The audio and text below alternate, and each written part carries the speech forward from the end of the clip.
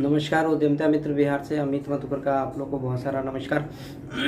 आज बात करना चाहते हैं विभिन्न प्रकार के रजिस्ट्रेशन के बारे में, चूँकि उद्यमी योजना के अंतर्गत जो स्कीम है उस स्कीम में बहुत सारी प्रक्रियाएं अभी बची हुई है, जिसमें आपको रजिस्ट्रेशन की प्रक्रिया में गुजरना पड़ेगा। और ट्रेनिंग के बीच में शायद इस मुद्दों पर चर्चा हुई ही होगी, लेकिन आज हम क्लियर कर देना चाहते हैं कि विभिन्न प्रकार के रजिस्ट्रेशंस की ज़रूरत आपको इसमें पड़ेगी।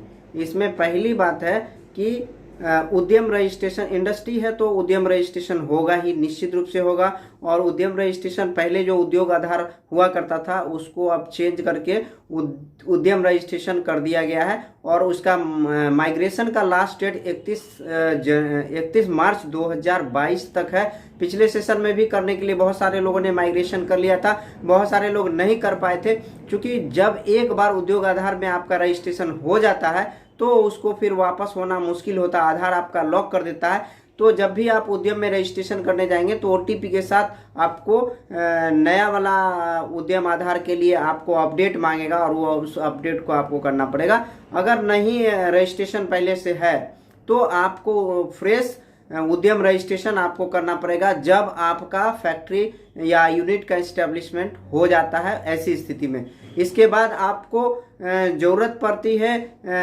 जीएसटी, तो आपका ऑलरेडी होगा ही, और जीएसटी जिनका नहीं है वो समझ लें, या उनको जीएसटी रजिस्ट्रेशन भी इसमें जरूरी है। उद्यमी रजिस्ट्रेशन में या ट्रेडिंग करने के लिए आपको किसी तरह का ज़रूरत पड़ता है व्यापार के लिए, तो आपको जीएसटी का ज़रूरत पड़ेगा।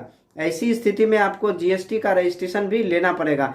फिर आपको एक फूड एंड सेफ्टी के लिए एक गवर्नमेंट ऑफ इंडिया का FSSAI रजिस्ट्रेशन है, जो फूड एडल्ट्रेशन एक्ट के अंतर्गत आता है। और उसमें हम रजिस्ट्रेशन कराने के लिए 1 साल के लिए 100 रुपये का पंजीकरण शुल्क गवर्नमेंट लेती है।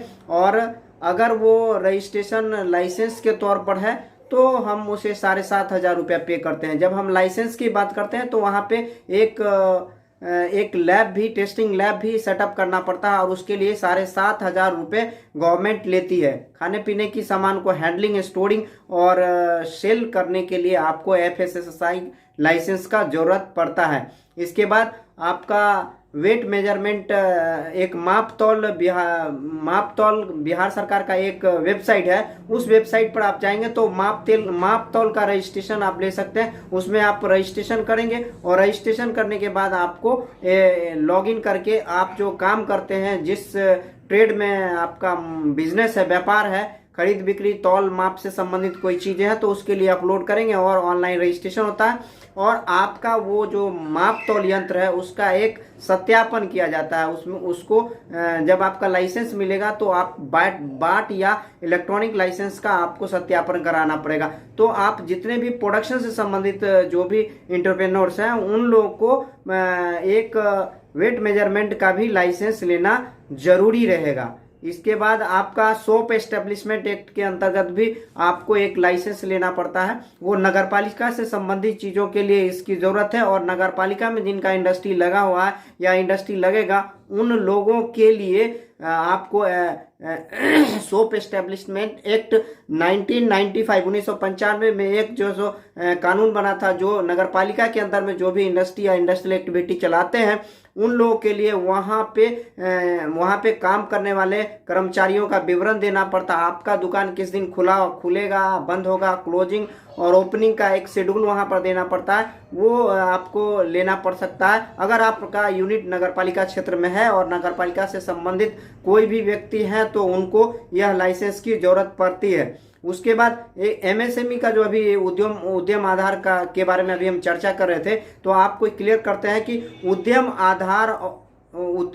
आधार या उद्यम रजिस्ट्रेशन जो अभी माइग्रेट होके हो रहा है, उनको जब तक आपको जरूरी नहीं है मत करवाइए, क्योंकि जब एक बार आपका उद्यम रजिस्ट्रेशन हो जाता है तो वो पहले तो कैंसिल ही नहीं होता। तो आज तक लोगों के आप इस समय कैंसिल होने का भी प्रावधान है, आप कैंसिल भी कर सकते हैं, लेकिन अगर जरूरी नहीं है तो आप नहीं लीजिए। वो एक्चुअली पीएमईजीपी में अगर कोई लोन लेना चाहते हैं तो उनसे रिक्वेस्ट है कि आप उद्यम रजिस्ट्रेशन काइंडली नहीं करवाएं, क्योंकि जब आपका लोन प्रोसेस करते हैं ब्रांच मैनेजर तो देखते हैं कि आपका पहले से आधार से लिंक्ड कोई इंडस्ट्री पहले से रजिस्टर्ड तो नहीं। अगर रजिस्टर्ड है तो आपका लाइसेंस, आपका लोन होने में थोड़ा परेशानी करेगा, आपका लोन में दिक्कत करता है। इसीलिए अगर सीधा सीधा बात है, उद्यम का ये कहना है कि आपका इंडस्ट्री सेट हो गया है, आपका इंडस्ट्री चल रहा है, ऐसी स्थिति में जो लाइसेंस की जरूरत पड़ती है उसको हम उद्यम रजिस्ट्रेशन कहते हैं। और उद्यम रजिस्ट्रेशन तभी कराएं जब आपका इंडस्ट्री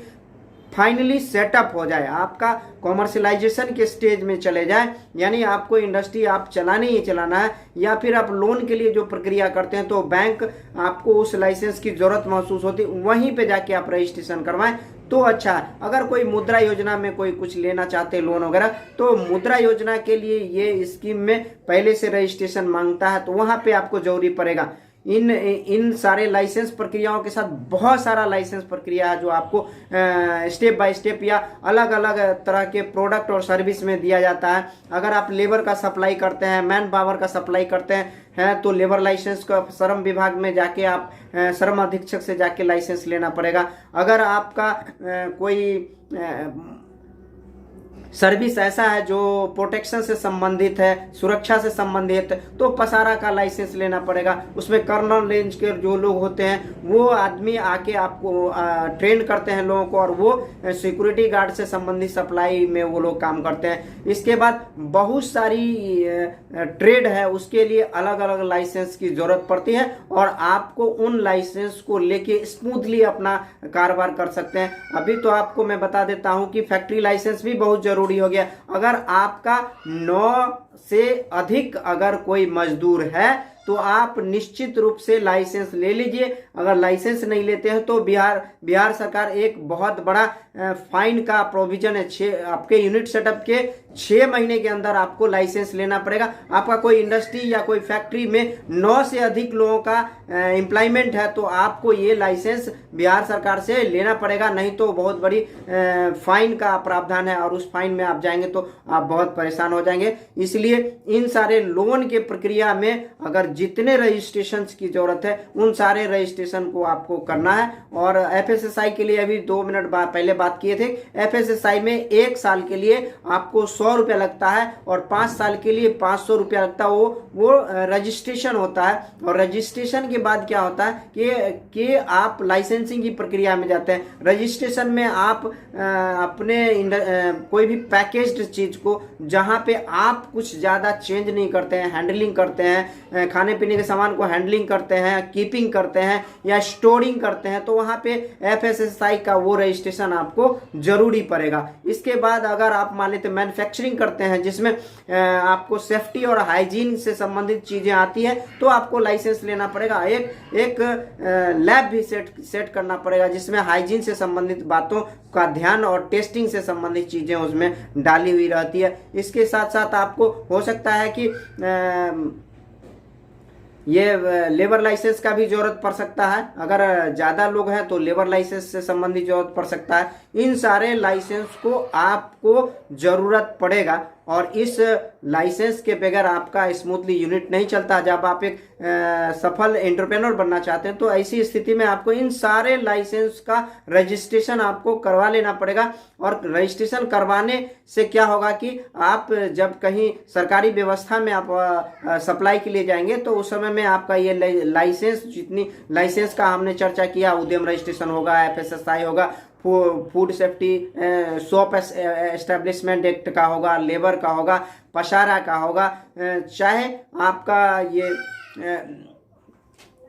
और जितनी भी रजिस्ट्रेशन है सारे रजिस्ट्रेशन का आपको जरूरत पड़ेगा। फैक्ट्री एक्ट में जो रजिस्ट्रेशन है, पॉल्यूशन का रजिस्ट्रेशन है, अगर पॉल्यूशन फैलाने वाला एमएसएमई के अंदर में कोई यूनिट है तो आपको Bihar state pollution control board से लेना पड़ेगा। इन सारे लाइसेंस को लेने के बाद ही आप अच्छा से इंडस्ट्री लगा सकते हैं। और इंडस्ट्री में हमेशा ध्यान रखिए कि उन सारे लाइसेंस को आपको शो में रखना पड़ेगा, ताकि कोई आपको मांगे उससे पहले वो कहीं पे दिख जाए उसको, ताकि ये प्रक्रिया या वेरिफिकेशन की चीज़ें जो अथॉरिटी आएंगे उन लोगों को पहले से ये दिख जाना चाहिए। तो और एक और चीज़ें हैं कि आप जब यूनिट लगा रहे हैं और रियल में एंटरप्रेन्योर हैं तो आपके यहाँ जो लोग काम करते हैं उसका एक रजिस्टर बनाइए और उन लोग से अटेंडेंस लीजिए, उनका सैलरी का डिटेल लिखिए, ताकि यह पता चले कि यहाँ पे इतने लोग काम करते हैं। इस वीडियो को बहुत ज़्यादा बड़ा नहीं करना चाहते हैं।